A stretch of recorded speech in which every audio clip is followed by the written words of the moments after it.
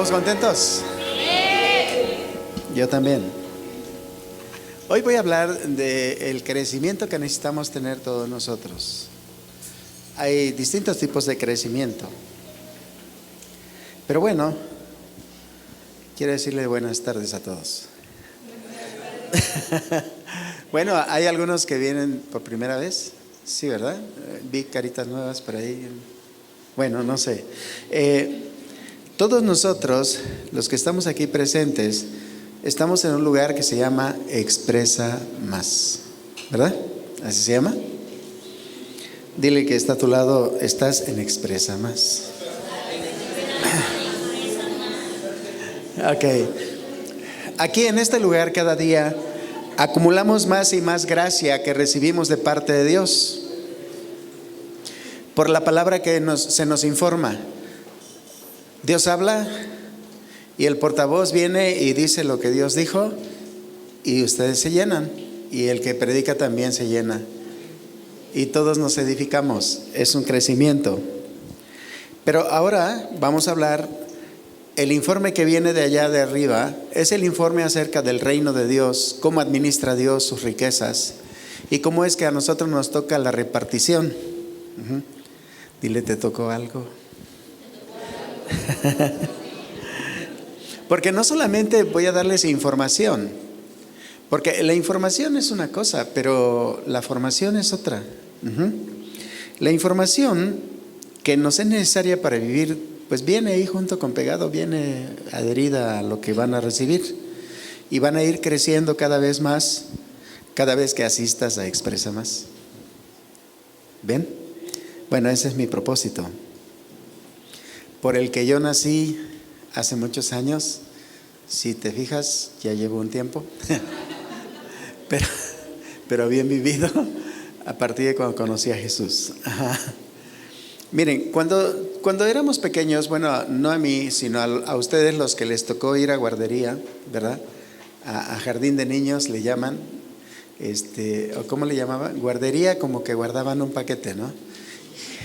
Jardín de niños como un lugar donde cultivan a los niños, ¿no? En una cultura nueva. Bueno, guardería era antes, le cambiaron el nombre porque dicen no son paquetes los niños, porque es otra cosa, ¿no? Bueno, entonces en la guardería o en el jardín de niños recibimos instrucciones y realizamos actividades de juegos, de bailes, de pintura, de muchas cosas, y nos terminaban de formar lo que en la casa no hacían nuestros padres, los que nos educaban en la guardería, en el jardín de niños o en la infancia, en el centro infantil de reunión. Ahí nos daban el seguimiento, ¿verdad? Nos enseñaron a lavarnos los dientes. Bueno, a mí no me tocó, yo no fui al kinder, no me tocó ni kinder. A mí me tocó ya primaria, y hasta eso nada más estuve 8 días en el primer año y me pasaron al segundo. Quién sabe por qué hacen eso, pero bueno. No me dejaron más que 8 días y pásate para segundo. Bien, entonces así pasó la primaria también. Bueno, ahí en ese lugar que les mencioné, además del crecimiento que te dan a enseñarte a controlar esfínteres, muchas cosas te enseñan en esa estancia. Digo porque las estancias de niños, yo tuve una estancia y fui supervisado por DIF y por Cedesol en aquel tiempo, y luego abandoné la guardería la estancia, porque no me daba el tiempo de atender la iglesia y atender la estancia, y querían que estuviera ahí todo el tiempo. Si me salía me iban a sancionar, entonces mejor dije no, ahí está su estancia, llévenla donde quieran, yo ya no. Bueno, entonces aquí yo me di cuenta cómo se trataba a los infantes, a los niños en ese lugar, porque yo participaba con ellos, jugaba con ellos, me tiraba al piso, se me subían encima y me decían papá todos, y los llevaba a sus casas. Era un relajo, pero bien organizado, ¿no? Bien, después recibimos información sobre la conducta social en la primaria. Ahí recibimos educación cívica, civismo, historia, geografía, matemáticas, español, y varias cosas nos enseñaron ahí. Nos dieron información y nos dieron formación también, la primaria. Y después llegamos a otras instancias superiores donde ya nos capacitaron para ser profesionales en algo. Y ya llegamos con nuestra charola de licenciados y ya éramos licenciados en alguna onda o ingenieros en alguna onda. Digo porque ya vi un ingeniero por aquí. Éramos ingenieros, licenciados, ¿verdad? Y algunos se aventaron el rollo de seguir, como que les gustó la escuela desde que fueron al jardín de niños. Les gustó y se quedaron ahí ya de por vida, se hicieron viejos ahí estudiando y son grandes científicos, grandes inventores y grandes cosas, ¿no?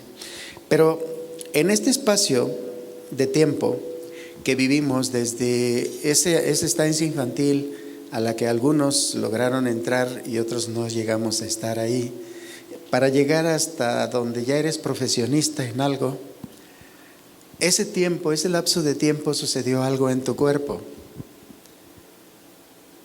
Sucedió algo en tu cuerpo. Desde aquel día que te enseñaron a lavar los dientes y a peinarte y a cambiarte tus zapatos, a ponerte los calcetines. Desde ese día hasta el día en que ya eres cabeza grande, en ese tiempo hubo algo que sucedió en ti. Di conmigo, crecí. Bueno, y me desarrollé, porque muchos crecieron y se desarrollaron, sí, iba a decir otra palabra, pero bueno, se desarrollaron, crecieron, algunos crecieron muy altos, otros a los lados, pero todos crecimos, sí, todos crecimos, crecemos y nos desarrollamos. A ver, di, crecí y me desarrollé. Sin embargo, quiero que sepan algo muy importante en el crecimiento. Dice 1 Corintios 3:6,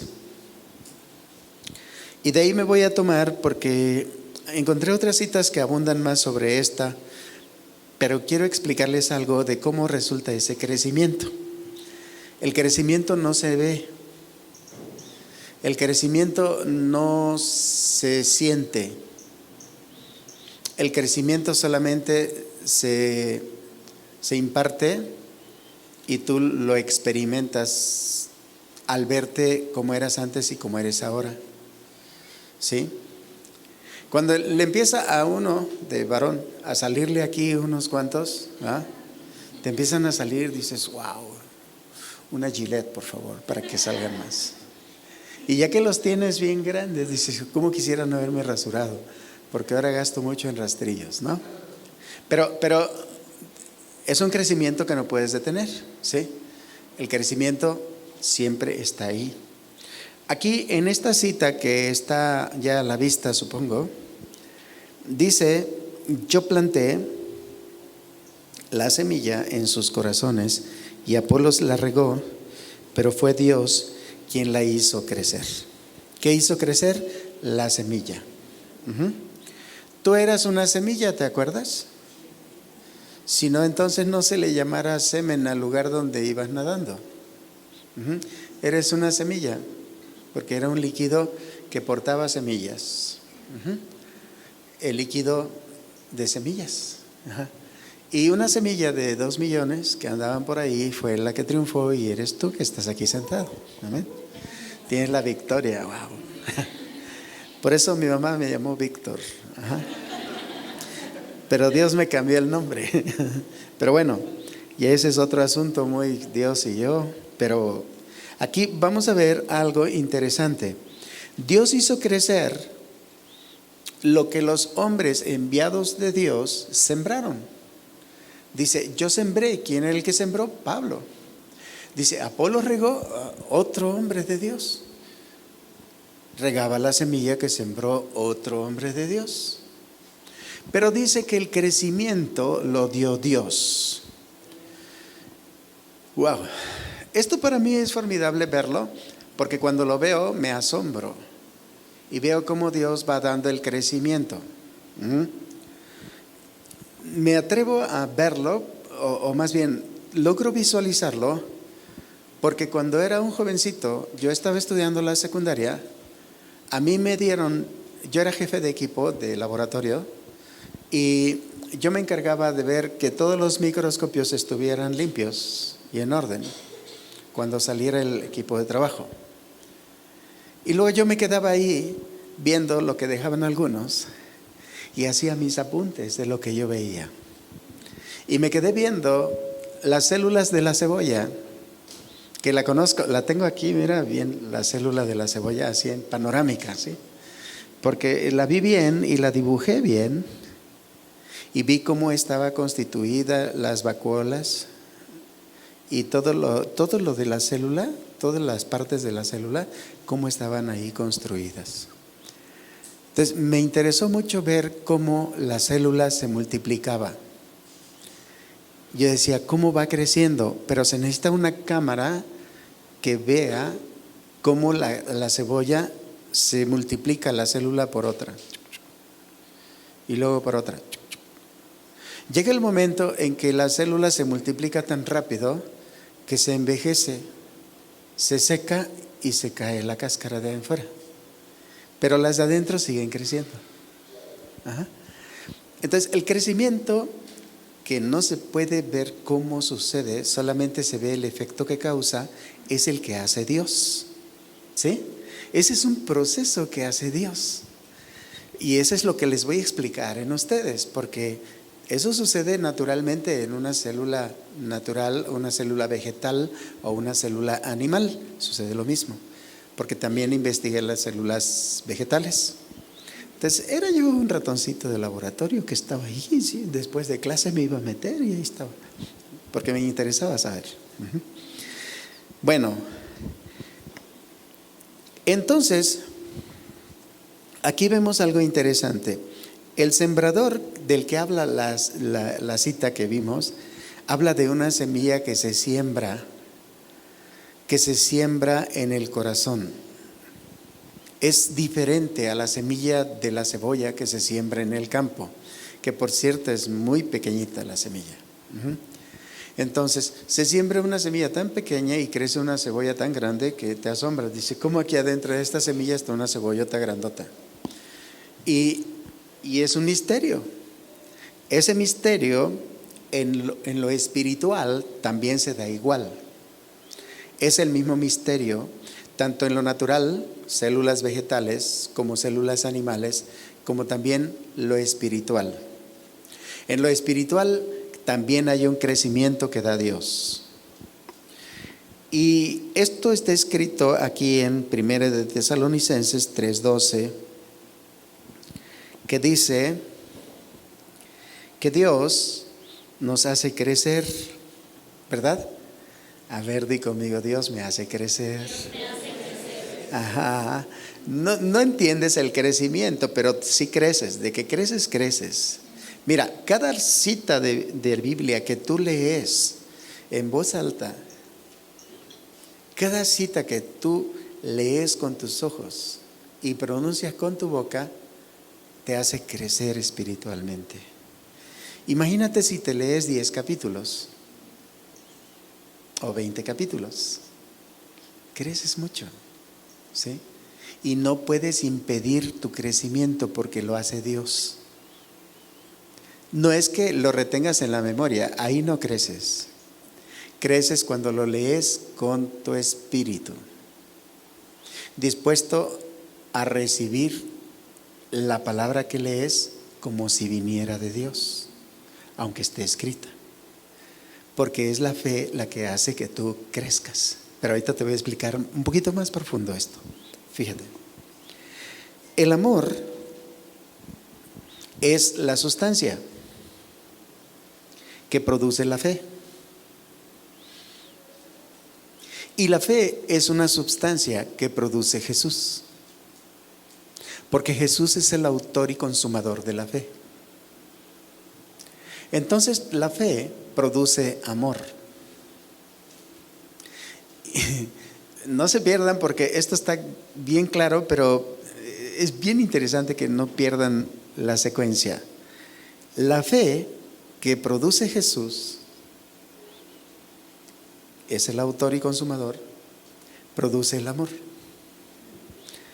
Y el amor, al nosotros aplicarlo hacia Dios, luego hacia nosotros y luego hacia los demás. Sucede una transformación en el amor. El amor se transforma en gracia. Vean cómo va el proceso del crecimiento. La fe la produce Jesús, es el autor. Engendra el amor. Cuando tú decides amar, se transforma en gracia.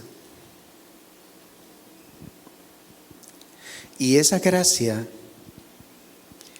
es la que da el crecimiento tan misterioso para todos, para llevarnos a la estatura de la plenitud de Cristo.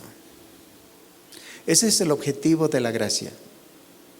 La gracia ya tiene su instrucción, solo tú tienes que decidir amar a Dios por sobre todas las cosas, con toda tu mente, con toda tu alma, con todo tu espíritu, y a tu prójimo como a ti mismo. Entonces, primero amas a Dios, luego te amas a ti para poder amar al prójimo. Porque si no puedes amarte a ti, no puedes amar al prójimo, porque al prójimo lo vas a amar como te amas a ti mismo. Entonces, cuando tú decides amar a Dios, esa fe traducida en amor, que ya la estás aplicando, regresándosela a Dios, porque viene de Dios, Dios te la devuelve para que te puedas amar tú. Porque al ver que Dios está en ti, tú ya no te amas de manera egoísta, sino te amas de manera altruista. Te amas para poder servir a los demás. Y deseas servir porque empiezas a amar a los demás. Y eso genera gracia. La gracia es la que te hace crecer en fe y en conocimiento de Dios. La gracia es la que te da el crecimiento tan misterioso que no sabes cómo sucede. Pero se multiplica el amor en ti. El amor producido por la fe se va a multiplicar.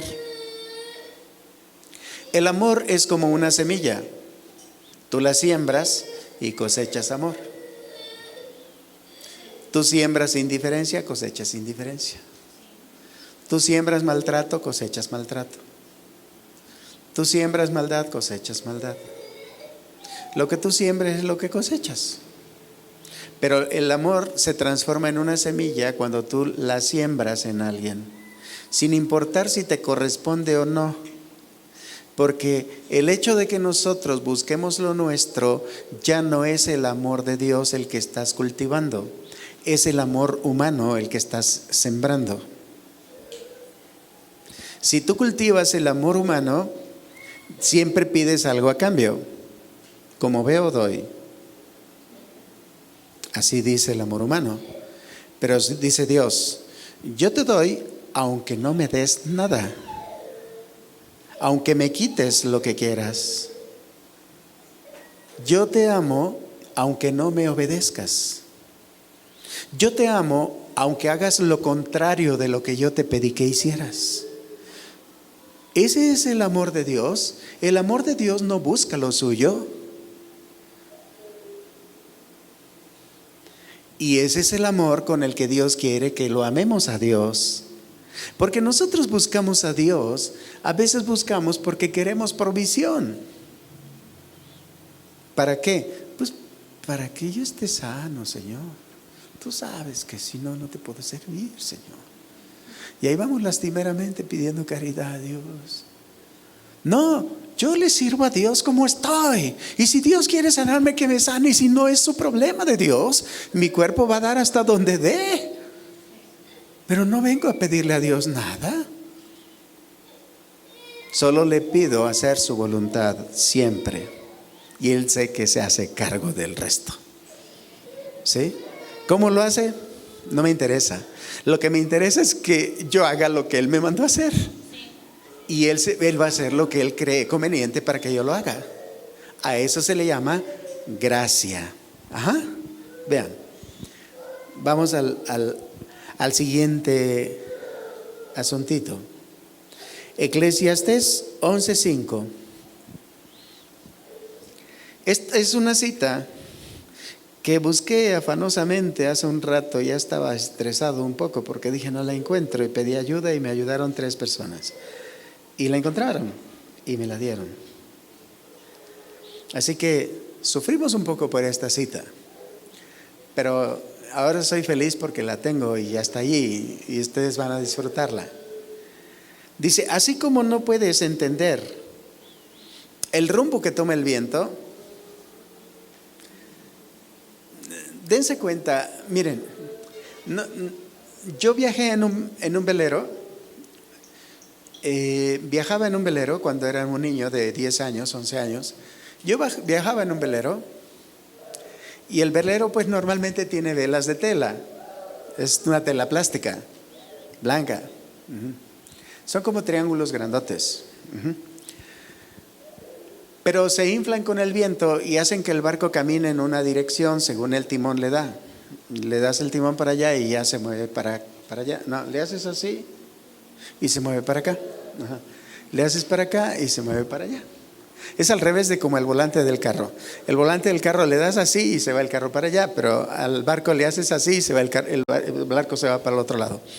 Entonces, las velas se inflan con el viento. El viento de donde viene, sopla, pega, infla y hace que avance el barco. Pero como no sabes de dónde viene el viento, ni sabes para dónde va, ni sabes en qué momento va a cambiar de dirección el viento, porque eso no sabemos cómo el viento se las va a manejar hoy. El viento puede soplar de donde quiere, pero no sabes de dónde viene, ni sabes a dónde va. Así dice aquí la Escritura. Dice que así como no puedes entender el rumbo que toma el viento, por eso entiendo esta Escritura, porque lo vi en experiencia en la vida. Vi que queríamos ir para un lado y el viento nos aventaba para otro. ¿Y ahora cómo le hacemos? Pues baja las velas y ahora prende el motor y ahora vete para allá donde quieres ir, porque el viento está soplando contra nosotros. Y podemos viajar a sotaviento, pero en contra del viento jamás. Siempre una nave viaja a sotaviento.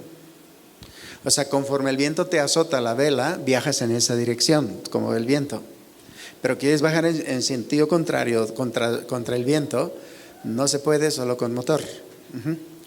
Entonces, como no íbamos a sotaviento, sino íbamos contra el viento, entonces teníamos que aprender que donde nos llevara el viento íbamos a ir.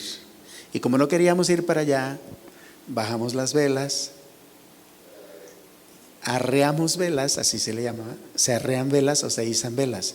Se arrearon las velas, con cuidado porque se mueven los palos de abajo, se mueven, se llaman bergantines, porque eso se hacen así con el viento cuando quitas la vela.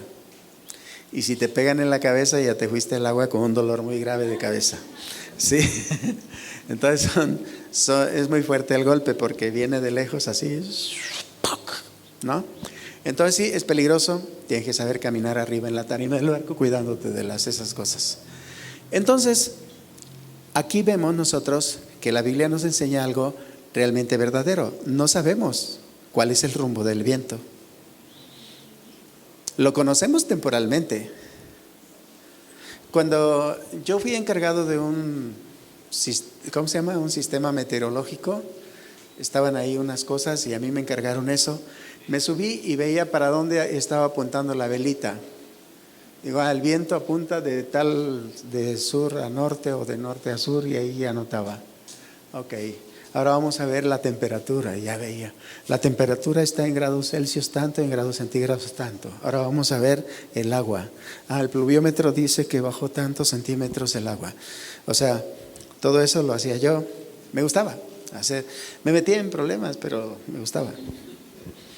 Y aprendí muchas cosas.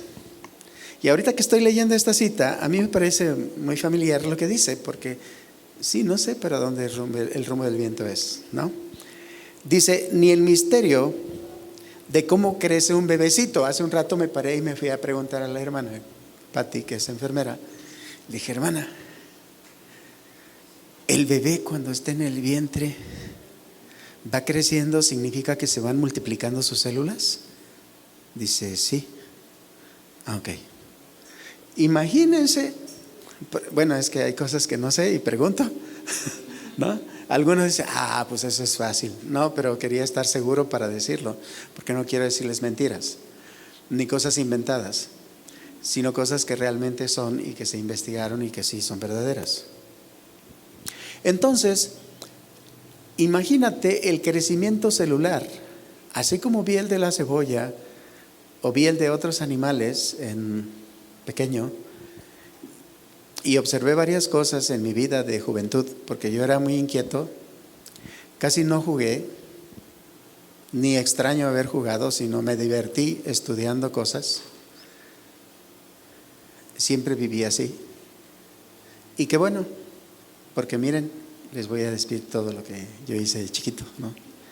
Esto a mí me hace ver que un bebé crece en el vientre de su madre y la mamá siente que va creciendo, sabe que va creciendo por el volumen, pero no sabe cómo. Así la iglesia, en la iglesia todos ustedes van a ir creciendo. De hecho, ahorita vamos a declarar eso. Van a ir creciendo, pero no van a saber cómo. Lo único que voy a ver es que ustedes ya pueden hacer determinadas cosas que antes no hacían. Van a tener la resolución de poder hacerlo, de poder caminar en una dirección sin equivocarse, dar media vuelta y volver a caminar en otra dirección sin equivocarse, y saber que el rumbo que tomen y la dirección que tomen siempre va a ser guiada por el Espíritu de Dios y siempre van a dar al blanco. Ese es el crecimiento al que me refiero, que ustedes van a crecer, ¿sí? Ahora, dice aquí adelante, tampoco puedes entender cómo actúa Dios, quien hace todas las cosas. Entonces, como el crecimiento es un misterio envuelto en la única realidad que existe, esto te lo quiero explicar bien porque hay una sola realidad. Todo lo que ven tus ojos, todo lo que reciben tus 5 sentidos no es real. La única realidad es lo que recibe tu espíritu. Lo que recibe tu alma no es real.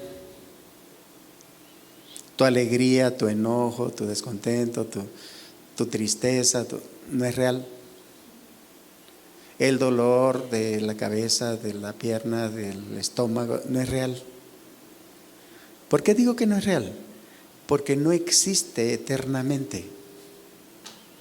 Va a llegar el momento en que se va a ir. Es que me duele la cabeza. No es eterno tu dolor de cabeza. Oramos y se quita, se va.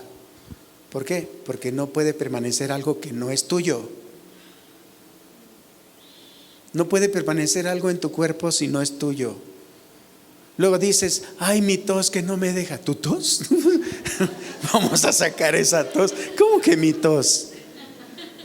¿Por qué te apropias de algo que no es tuyo? ¿Sí, no? O cualquier otra enfermedad, ¿ya consideras que es tuya? Ahí es que ¿tú qué? No, no es nada. El diablo te la puso y es ilegal la enfermedad, ¿ok? Tienen que saber que la enfermedad es ilegal. ¿Sí saben eso? No tiene derecho legal de estar en un cuerpo. Porque la enfermedad la produce la muerte. Y la muerte está vencida. Así que, ¿qué cosa hace la enfermedad en tu cuerpo? Nada más te hostiga para que no sigas a Dios y para que no le creas lo que está escrito. Ese es el objetivo de la enfermedad. Y cuando la enfermedad no consigue su objetivo, se queda ahí nada más para molestarte. Pero tú tienes la autoridad de quitarla. Y si no puedes, pues pide que otro te ayude. Y si no, pues le echamos un montón. ¿Sí? Hasta que se vaya, ¿no? Vean.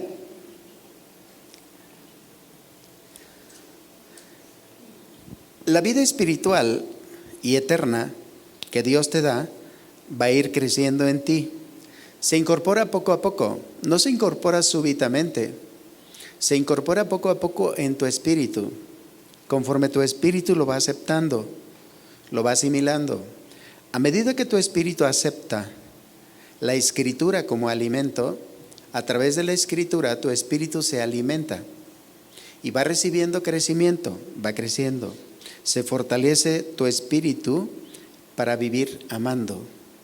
La fortaleza que te da Dios a través de la escritura es poder amar. No hay otra, poder amar. Si tú amas, puedes servir. Si no amas, sirves mal. Entonces tenemos que amar. Nuestra confianza es que Dios da el crecimiento. Vean lo que dice Génesis 48:4. Ya más directo, creo que no puede ser, pero habló Dios y le dijo. En esta Biblia, en la versión que puse, es la versión 60. No puse la NTV porque la NTV difirió un poco, entonces la descarté porque me dio otra palabra diferente. Y no conviene esa palabra. Dice, yo te haré crecer y te multiplicaré. La NTV dice, yo te fructificaré. Y como que está duplicando la palabra te multiplicaré. Por lo tanto, descarto esa cita de ahí y tomo la versión 60 porque esa es acertada. Yo te haré crecer. O sea, el crecimiento que da Dios lo va a dar desde adentro de tu espíritu. Porque la única realidad que permanece en la tierra es la vida espiritual. No hay otra vida real. La otra vida que puedas considerar real es falsa. La vida real es la vida de tu espíritu, esa es la vida real, porque esa vida real permanece hasta la eternidad y viene desde la eternidad. Pero la vida natural es temporal, por lo tanto eso no lo puedo considerar vida, puesto que dura un poco de tiempo y después fenece. Entonces aquello que fenece con el tiempo no es real.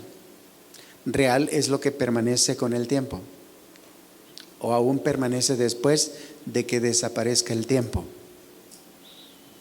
Cuando el tiempo desaparezca y estemos en la eternidad, vamos a ver que la vida sigue en nosotros. Por eso es que la vida es más importante. La vida es más importante, la vida espiritual, que la vida natural de tu alma. Pero bueno, vamos a retroceder un poquito. Esto que dice aquí, dice, y me dijo, he aquí, yo te haré crecer. Y dice, y te multiplicaré. Miren, después de que ustedes crezcan, se van a multiplicar. Primero tenemos que crecer y luego nos vamos a multiplicar. Ahorita no se puede multiplicar uno. Si tratan de multiplicarse, la van a regar. Pero si crecen primero y luego intentan multiplicarse, también la van a regar, porque el que va a multiplicarlos es Dios. ¿Ah? Él dice, yo te haré crecer y yo te multiplicaré. ¿Tú quieres multiplicarte? Dile que está a tu lado, tú no puedes. Eso lo hace Dios. Ajá. Yo pensé en un principio que yo me iba a multiplicar. Y cuando vi que no me multiplicaba, empecé a sufrir y me quería medio amargar y me quería medio renunciar y me quería ir del planeta. Digo, ¿hay una visa para otro planeta? Dice Dios, no, sigue predicando. Señor, pero ni sé quiénes se van a salvar. ¿Con quién me voy a multiplicar? Y dice Dios, sigue predicando, de eso me hago cargo yo. Yo no entendía, hasta ahorita que vi la cita, digo, pues por eso yo no pude multiplicarme, porque el que multiplica es Dios. ¿Está bien? Entonces dice, yo te haré crecer y te multiplicaré y te pondré por estirpe de naciones. En el año 2006 o 2007 o 2005, no recuerdo exactamente el año, vino una persona que se denominaba profeta y me dio esta profecía, ¿sí? dijo que yo tendría hijos como Abraham. Yo dije, ¿cómo sabe tanto este hombre, no? ¿Por qué me dices eso? No, y aquí estaba yo. Antes no había esto, estaba otra cosa aquí. Estaba más chiquito esto. Yo estaba por ahí, junto a la columna, y ahí me dijo eso que está aquí escrito. Entonces, quiero decirles que esa multiplicación y ese crecimiento, el día de hoy, está comenzando en nosotros. ¿Di amén? Ya me sentí bien. Ya me sentí bien. Sí, hoy está comenzando porque recibí el mensaje de parte de Dios que dijo, comenzamos hoy. Y yo me sentí mal de momento. Dije, ¿cómo que comenzamos hoy? Y todos los 19 años que estuve predicando, entonces ¿eso qué fue? Tu entrenamiento. Bueno, entonces a los 20 años empiezo. Sí, a los 20 años empiezas, ¿sí? Así que los que empiecen a predicar dentro de 20 años ya están, pero sí, listos para empezar. ¿Ok? Anímense porque quiero que prediquen más personas. Ajá. Esta es una promesa que hoy da comienzo, hermanos. Crean que da comienzo. En todos nosotros da comienzo. Por lo que nos resulta necesario hablar a nuestros huesos. Y te voy a decir por qué le vas a hablar a tus huesos. Porque en los huesos se gesta la sangre. De los huesos de la médula, o sea, de ahí salen los glóbulos rojos, las plaquetas y todo el rollo. De ahí sale del hueso. ¿Cómo sale? No sé, no soy científico todavía. Pero sé que sale del hueso y se va por las venas y se distribuye en todo el cuerpo. Si los huesos están secos, significa que los huesos no están produciendo vida. Porque en la sangre está la vida del hombre. Así que si tus huesos están produciendo vida, tienen que producir vida nueva. La vida nueva que Dios da es una vida espiritual. Es la única vida que es real. Los huesos son los que producen la vida. Entonces, el profeta Ezequiel nos habla de esto. Dice, entonces me dijo, anuncia un mensaje profético a estos huesos y diles: huesos secos, escuchen la palabra del Señor. Sigan hablando. Hoy es tu día. El crecimiento lo da Dios. Huesos secos formen tendones, formen músculos, piel nueva, órganos nuevos, todo nuevo, porque Dios hace nuevas las cosas cada mañana. Y la vida nueva que estás generando hoy da nueva protección a mi cuerpo. Mis vasos linfáticos se renuevan. Toda mi herencia genética es renovada. No tengo la herencia de Adán, tengo la herencia de Cristo. Ahora vivo por gracia, y la gracia me impulsa a hablar estas palabras que el profeta Ezequiel anunció. Pero ahora nosotros empezamos a vivir una vida nueva, una vida llena de gracia, impulsada por el amor de Dios, llena de la sustancia de la fe con la que Dios hizo todas las cosas. Ahora esa fe está en mí, y con esa fe te hablo a ti. Huesos secos, hay vida en ti. Produce vida, fructifica, multiplícate, crece y haz lo que Dios quiere. No te seques más. En el nombre de Jesús declaro vida y no muerte. Hay vida en mi cuerpo para dar vida a los demás. En el nombre de Jesús. Amén.